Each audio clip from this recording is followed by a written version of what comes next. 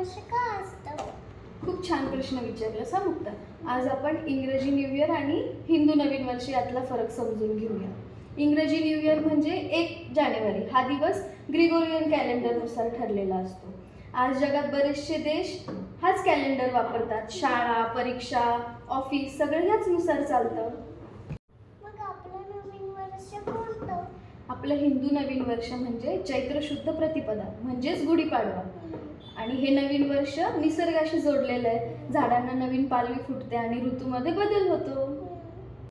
म्हणजे निसर्गाबरोबर नवीन सुरुवात? हो, इंग्रजी न्यू इयर मध्ये तारीख बदलते आणि हिंदू नवीन वर्षात तिथी बरोबरच निसर्गात सुद्धा बदल होतो. म्हणजे आपलं नवीन वर्ष जास्त सुंदर? हो, दोन्ही महत्त्वाचे आहेत, पण आपली संस्कृतीच आपली ओळख आहे ना. आपण मॉडर्न जगात राहतो, पण आपली संस्कृती विसरायची नाही.